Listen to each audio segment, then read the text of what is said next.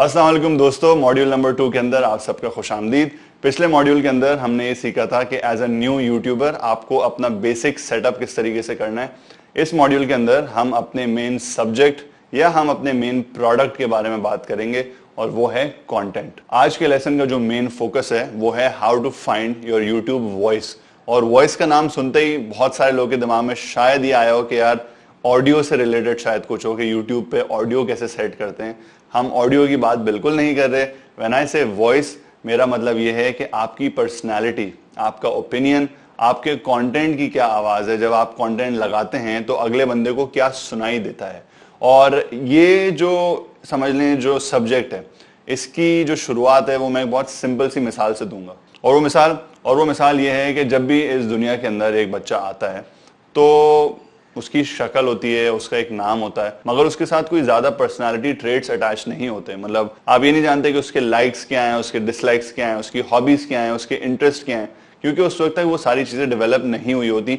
और अगर आप उस बच्चे को या दुनिया में किसी भी जगह पे किसी और बच्चे को साथ लेकर रखें तो वो दोनों काफी सिमिलर होंगे और काफी हद तक उनकी एक्टिविटीज, उनका बिहेवियर बहुत सिमिलर रहेगा। वो एक जेनेरिक बिहेवियर है कि बच्चा रोता है, भूख लगती है तो, अगर तंग होता है तो रोता है, कभी खुश होता है, कभी हंसता है, टांगे हिलाता है, चीखता है, चिल्लाता है। ये सारे बच्चों की जो है वो नॉर्मल जो है खुसूसियात हैं। फिर जैसे जैसे वो बच्चा बड़ा होता है, जैसे जैसे वो चीजें सीखता है, जैसे जैसे उसको बोलना आता है, उसकी पर्सनालिटी स्लोली बनना शुरू होती है। और एक सर्टेन टाइम के बाद अगर उस बच्चे का नाम आसिफ है तो अगर उस आसिफ को आप दुनिया में किसी भी और आसिफ के साथ रखेंगे तो वो दोनों आसिफ बहुत मुख्तलिफ होंगे। उनकी पर्सनालिटीज में, उनकी ओपिनियंस में, उनकी हरकतों में बहुत बहुत फर्क होगा। यूट्यूब का भी जो सिलसिला है ना वो कुछ ऐसे ही है। जब आप नए नए यूट्यूबर बनते हैं तो आप एक जेनेरिक बेबी होते हैं। आप वो सारी चीजें करते हैं जो पूरी दुनिया में लाखों और लोग कर रहे हैं। फिर आहिस्ता आहिस्ता जैसे आपको चीजें समझ आती हैं, आपकी पर्सनालिटी जो है वो बनना शुरू होती है, आपका यूट्यूब कैरेक्टर बनना शुरू होता है और आप एक मुनफरिद आसिफ बनना शुरू होते हैं।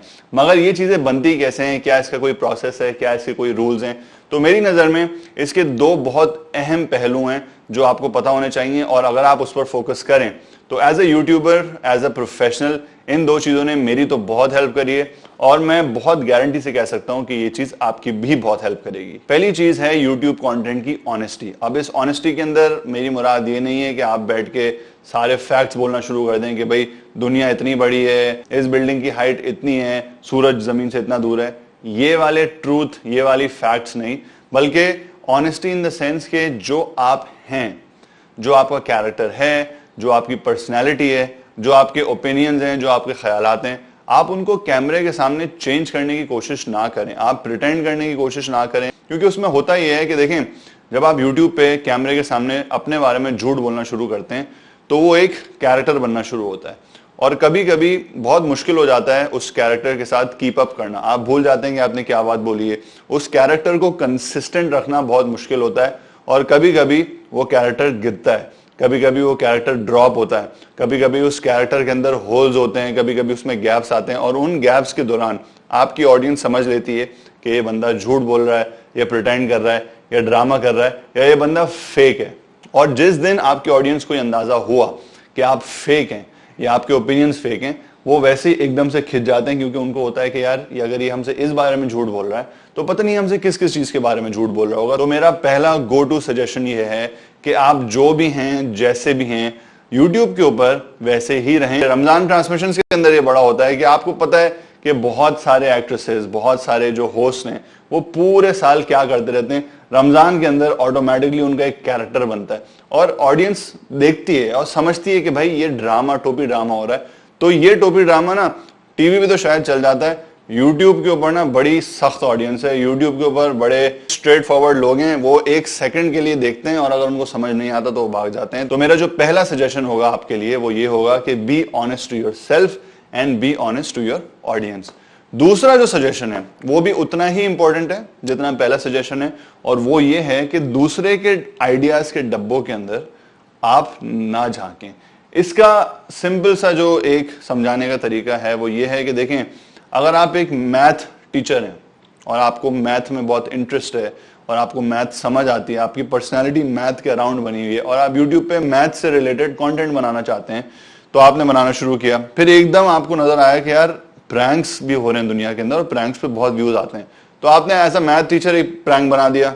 फिर आपने देखा कि यार कोई बंदा व्लॉग बना रहा है, आपने बोला चलो मैं व्लॉग भी बना लेता हूँ। फिर आपने देखा कि कोई बंदा जो है वो डिश बना रहा है, कोई आपने बोला इस पे भी व्यूज आ रहे हैं, तो आपने वो भी बना लिया। अब होगा क्या, जब कोई बंदा आपके चैनल पर आएगा, वो देखेगा कि यार इसने ये भी करा हुआ है, ये भी कर रहा है, ये भी कर रहा है, वो कंफ्यूज हो जाएगा, उसको समझ नहीं आएगा कि आप कौन है। तो वो आपकी मैथ वाली वीडियो तो देखेगा, बट ना वो आपको सब्सक्राइब करेगा और ना वो आपसे कनेक्ट कर पाएगा, क्योंकि उसके लिए आप कंसिस्टेंट नहीं हैं। और उसकी सबसे बड़ी वजह यह है कि आप खुद कंफ्यूज हैं, क्योंकि आपने हर जगह से छोटी छोटी चीजें फेम के लिए या वायरलिटी के लिए या पॉपुलर होने के लिए उठा के अपने चैनल पर तो लगा लिए, मगर आपको खुद ही नहीं पता कि आपकी मेन डायरेक्शन क्या है। तो जब भी आप कंटेंट बनाएं, अपने आप से रिलेटेड बनाएं, इन द सेंस कि जो आपके लाइक्स हैं, जो डिसलाइक्स हैं, जो इंटरेस्ट हैं, जो हॉबीज हैं, जो आपकी पर्सनैलिटी है। ठीक है, कभी कभी थोड़ा बहुत डाइवर्स कंटेंट चलता है कि भाई आप ये कर रहे थे, आपने एक एक्सपेरिमेंटल कंटेंट कर लिया, मगर अगर आप हर वक्त दूसरे चैनल्स को देखते रहेंगे इंस्पिरेशन के लिए या आइडियाज के लिए, तो आपकी कोई पर्सनालिटी नहीं बन पाएगी। आपके चैनल पे दूसरे लोगों के पर्सनालिटीज के छोटे छोटे टुकड़े होंगे और आप एक टूटे हुए चैनल होंगे, आप एक ब्रोकन डिसजॉइंटेड चैनल होंगे, जिसको देखकर कोई भी आपसे रिलेट नहीं कर पाएगा। इसकी सबसे इजी मिसाल ये है कि आप एक समझे महफिल में बैठे हुए और उसमें 6-7 लोग बैठे हुए, कभी आप एक बिल्ली की आवाज निकालना शुरू कर देते हैं, कभी आप इमरान खान की तरह बोलना शुरू कर देते हैं, कभी आप किसी अंग्रेज एक्टर की तरह बोलना शुरू कर देते हैं। थोड़ी देर शायद लोग हंसेंगे, मगर जब आधा घंटा गुजर जाएगा और आप यही कर रहे होंगे, तो लोग बोलेंगे शायद इसने सुबह की दवाई नहीं ली है, थोड़ा शायद कोई प्रॉब्लम है। तो आहिस्ता आहिस्ता लोग वहां से खिसकना शुरू हो जाएंगे कि भाई पता नहीं, समझ नहीं आ रहा है, यहाँ पे कुछ अजीब सा सीन चल रहा है, हम कहीं और जाके बैठते हैं। तो यूट्यूब का भी यही हिसाब है। ये चीज आप अपनी गिरह में बांध लें कि कंटेंट बनाने से पहले अपने आप को जाने कि आप कौन है, and then be true to yourself, be yourself. उम्मीद है ये 2 चीजें आपको समझ आई होंगी। नहीं समझ आई तो इस वीडियो को जाके बार बार देखें, क्योंकि आगे बढ़ने से पहले जरूरी है कि ये 2 चीजें आपके दिमाग में बिल्कुल जो है ना वो फिट हो गई हो, निचोड़ के इसको पी लें ताकि हम आगे बढ़ सकें। अगली एपिसोड तक के लिए इजाजत दीजिए। अल्लाह हाफिज।